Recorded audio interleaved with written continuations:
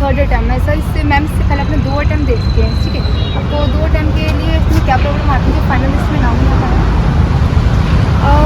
UPSC preparation के लिए you have to constantly improve upon yourself. तो आप देखिए कि आपने क्या मिस्टेक्स करी हैं, टेस्ट ज़्यादा दीजिए एंड अपने मार्क्स को एनालाइज करो और फिर इम्प्रूव करो। मैम अपने जो इंटरव्यू के लिए क्या टाइप में प्रिपरेशन की है? Okay, so we start with DAF. जो भी आपने लिखा है उसके ऊपर आप प्रिपेयर कीजिए। आप ट्रांसक्रिप्ट देखिए कि क्या क्वेश्चंस पूछे जाते हैं, देन आप मॉक दीजिए ताकि आपको थोड़ा कॉन्फिडेंट फील हो एंड आपको प्रोसीजर के बारे में समझ में आ जाए। मैम कोई बच्चे ऐसे होते हैं जो मेंस ही क्लियर नहीं कर पाते, तो उन लोगों के लिए आप क्या बोलना चाहोगे? Well, they will have to identify कि रुका किस लिए है, जीएस की वजह से कि ऑप्शनल की वजह से रुका है। एंड दोनों में करना एक ही चीज़ है कि you have to give more test so as to improve yourself. Okay ma'am, आपका ऑप्शनल मीडियम क्या है? PSIR। ओके मैम, आप कुछ कई बच्चे होते हैं जिनको समझ में नहीं आता ऑप्शनल मैम क्या ले, ऑप्शनल क्या सब्जेक्ट ले, तो उन बच्चों को कैसे चॉइस करना चाहिए?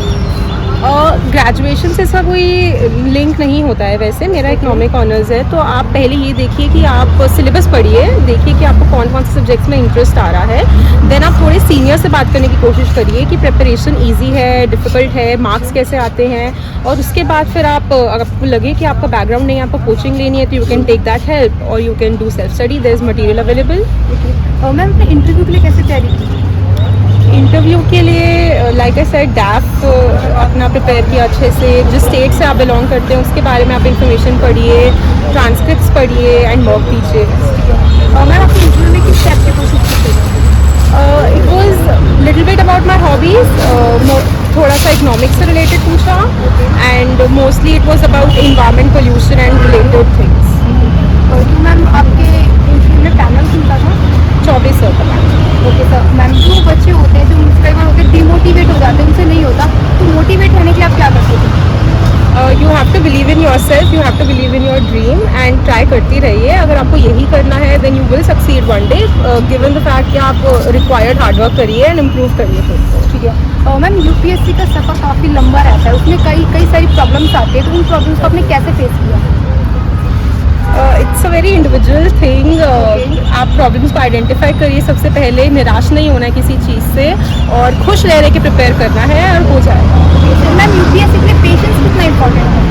बहुत इंपॉर्टेंट है। इट्स वेरी अनरियल कि एक अटेम्प्ट में हो जाए। सक्सेसफुल अटेम्प्ट्स लगते हैं मोस्टली बच्चों को, इसलिए पेशेंस रखिए और कॉन्स्टेंटली लगे रहिए और अपने सीनियर से एडवाइस लीजिए और उनकी स्टोरीज सुनेंगे अगर आप, तो आपको ज़्यादा इंस्पिरेशन मिलेगी कि लोग 5-6 अटेम्प्ट्स देते हैं। और मैम कई बार क्या होता है, जैसे बच्चे पढ़ाई करते हैं कि मटेरियल समझ में नहीं आता, वो कैसे सिलेक्ट करें क्योंकि मल्टीपल होता है, तो हम उसके लिए क्या करते हैं?